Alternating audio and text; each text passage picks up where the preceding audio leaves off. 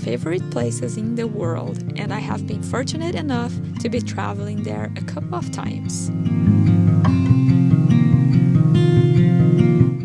What surprises me is that only a few people know about it, so they usually flock the Rocky Mountains, and the Yukon ends up being a tranquility haven with the same level of natural beauty as the Rockies, but without the crowds. The flight from Vancouver takes only 2 hours. I recommend you fly with Air North.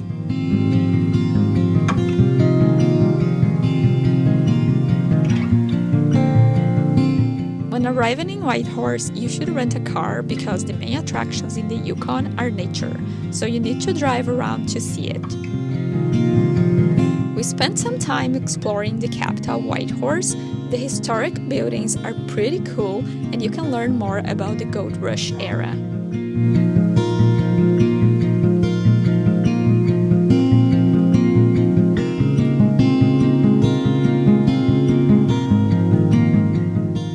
While we were in Whitehorse, we went to Miles Canyon.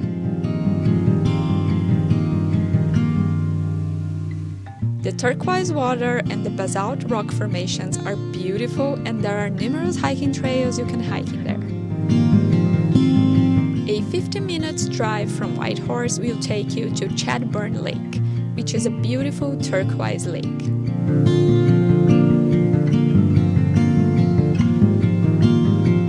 After 2 days exploring Whitehorse, we hit the road.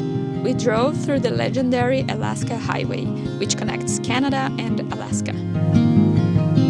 It was fall season, and we drove around sunset, so we made a few stops to appreciate the yellow trees being lit by the golden light.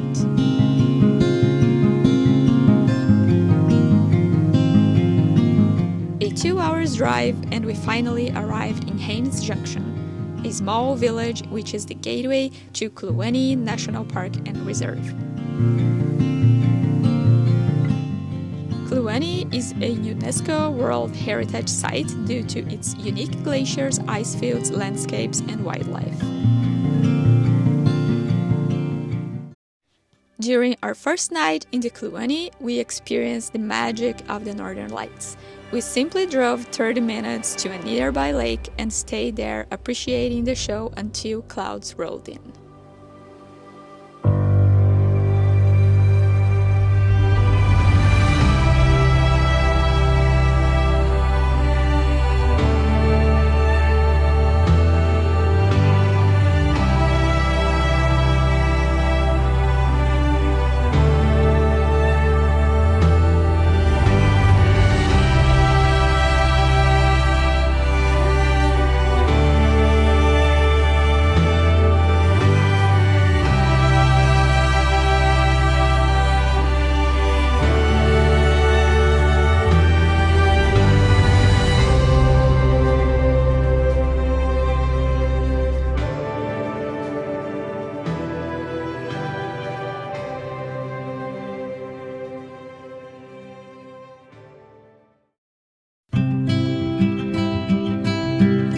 Next day, we hiked Elias Trail.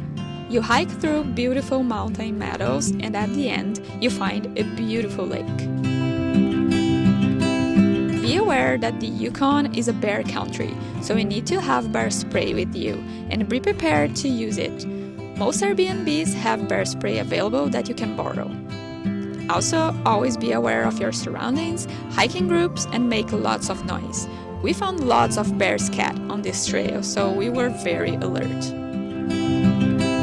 We also drove along the Kluane Lake until Destruction Bay. The highlight of this drive was to see the area where we could see the lake drying up. A glacier that feeds the lake has melted so rapidly in the last years that changed the course of the river that feeds Kluane, so this area is becoming a desert.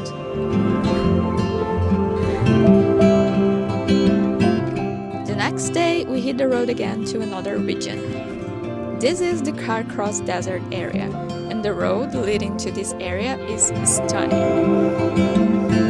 Make sure you stop at Emerald Lake, and you can also stop in safe areas along the road to appreciate the view.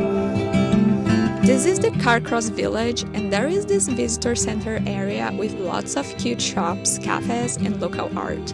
I highly recommend you stop there to look around and buy some souvenirs. Our next stop was Boven Island Viewpoint. This place overlooks Skagway Lake and was especially beautiful with the fall colors.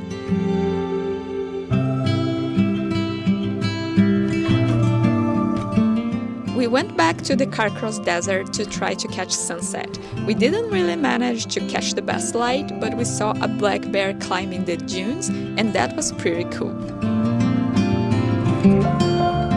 As you can see in the images, nobody was around in most of these stunning places. We had it mainly to ourselves, which is great because we were able to peacefully enjoy the views and take as many photos as we wanted.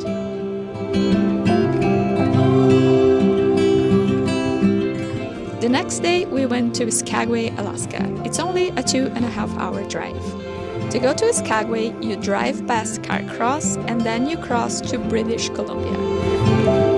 Make sure you stop at the Yukon Sign to take photos. At this point, I don't think I even need to mention that this region where the sign is stunning. Lots of gorgeous mountains, and the fall foliage at its peak just added to the landscape. Heading into British Columbia, you will see that the landscape will change, and you will enter the Tormented Valley. It's one of the most unique places I've ever been. There was a lot of fog, which created a lot of moody photos. Right ahead, there was the Alaska sign, and we stopped to take pictures.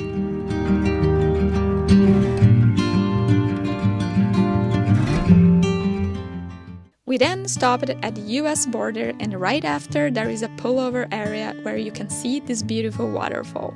We also saw the passenger train that connects Whitehorse to Skagway.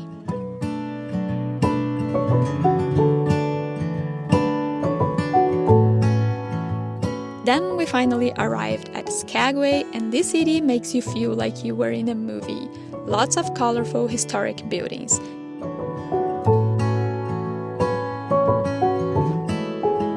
This was also a gold rush town in the end of the 1800s.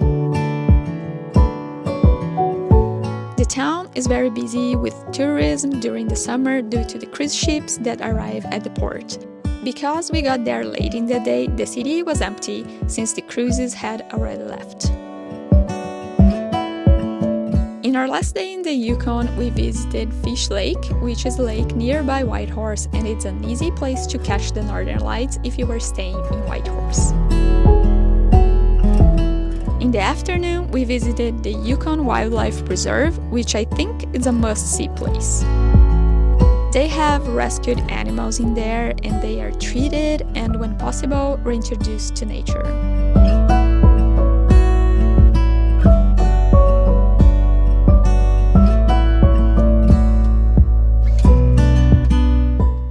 These were all the places we visited while in the Yukon, and I would like to mention some points to consider when planning your trip. The Yukon has many other areas that are equally beautiful, but these ones are the closest to the capital. In my opinion, there is no best season to visit. I've been there in the winter and it was also stunning. It only depends on what you prefer. If you like winter activities like ice fishing, dog sledding, skiing, and seeing frozen lakes, you might prefer going in the winter. But if you prefer seeing the turquoise lakes and don't like extreme cold temps, then I'd recommend going during fall season when it's not too cold and you'll be amazed by the fall colors. The fall colors happens earlier in there, so I would plan for the third week of September. But if you were planning to go even further north like Dawson City and Tombstone National Park, you should go earlier, like end of August and the first week of September, because fall happens even earlier in those parts of the Yukon. If you are interested in northern lights, be mindful that in summer months, there's no night sky in the north because it's so up north that the sun never sets. So September would be a good month to go, so you can catch the fall colors and the northern lights. And winter months are all good for northern lights. As I said in the beginning, I recommend you book a flight with Air North. They have a couple of sales events during the year, and the tickets from Vancouver cost around $400-$500 round trip. For accommodations, you can find affordable Airbnbs around $150, and the expensive part is going to be the rental car. But as I said, a car is a must-have, so you can enjoy more your trip.